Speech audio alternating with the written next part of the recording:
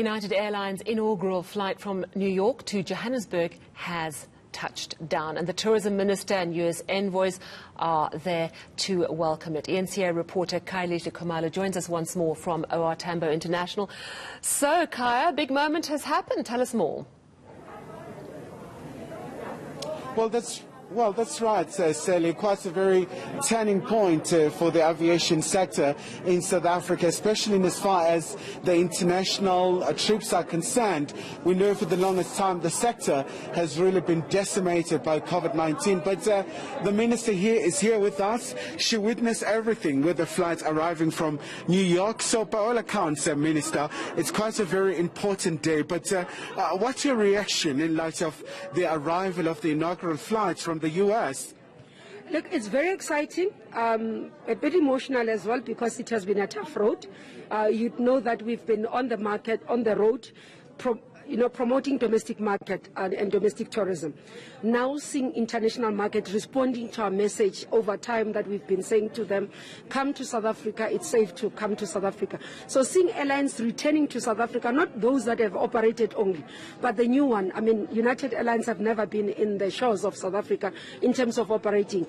And the fact that they arrived today with 95% full to capacity, and tomorrow I'm informed that the flight is 100% full, which is arriving. That's good news. It says the message that we've been sending about South Africa being a safe destination of choice, but also the message about South Africa, people can come and enjoy this beautiful country. It's resonating very well. I know that the sector will be excited to hear this news, and I know they will look after these travelers because we've been yearning to receive them coming back to South Africa, and that's why we came here specifically to say to them, welcome to South Africa, and give them a South African welcome. So we're looking forward to more airlines returning. We're looking forward to more international travel starting. But we are also saying this builds confidence to those countries that have red list us, to say there is absolutely no reason for any country to put us on the red list, because we've managed this pandemic very well.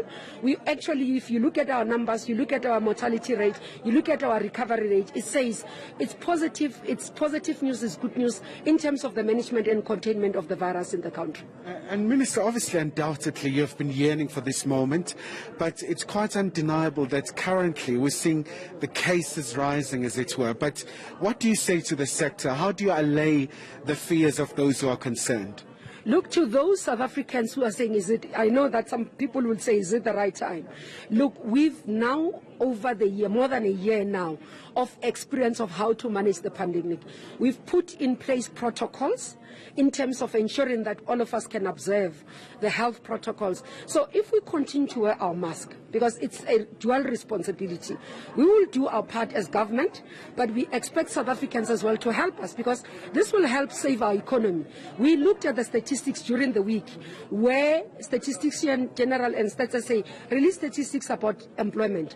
We need to save the jobs in the tourism sector, because it's one of the mass employment sector. But not only the jobs, but the businesses that are going down. And tourism, as it operates, it doesn't have an impact only on tourism. As we see, the transport industry gets affected. When we function and when we are back on track and we are operating your transport, your agriculture, because we consume the food as well. So there's a whole lot of people get affected, their businesses and their jobs. So that's why we are saying, let's understand that we all have a responsibility to ensure that we do not spread the virus by making sure that we wear our mask, we social distance, we wash our hands, we sanitize. Those basic things that we need to do, if we keep on doing them, we will be fine. And we as the tourism sector have issued the norms and standards.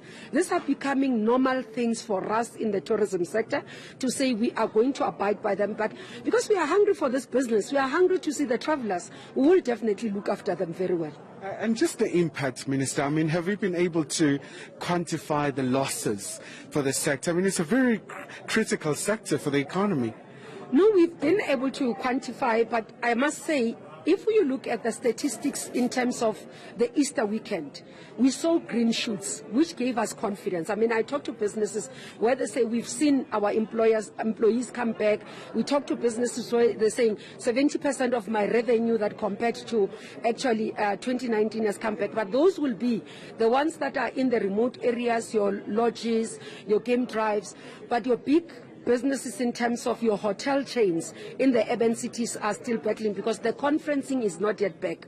So we do have that balance that we still have to do. So the more we see the numbers coming back, conferencing can come back, and hosting of bigger events, then we can see almost some recovery. So we're expecting by next year, at least in terms of those sections, will give us some recovery. But for this year, we're looking at business travelers and also leisure travelers that can assist us in terms of this year.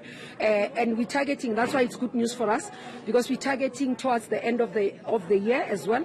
So the bookings, USA is critical for us because in terms of our analysis, they become our key source market now, number one, in terms of recovery, followed by Germany, and then the rest of the continent as well. But we're seeing that the continent as well has carried us. So the numbers in terms of the impact, I mean, if you look at statistics that was issued, you could have seen green shoots in terms of increase. Domestic market has really saved us. We would have been worse off. And now with the return of international travelers, because their value of spending is more, because it's dollars, it's euros, so it increases in terms of revenue for us. And just before I let you go, Minister, are you talking to your counterparts to open doors to South Africans who want to explore, albeit with the variant that you've seen in our shores? No, we're doing that quite regularly. We engage at UN WTO platforms. I was participating in the UAE, the Saudi Arabia Tourism Recovery conference, where we gave a message in terms of South Africa being open.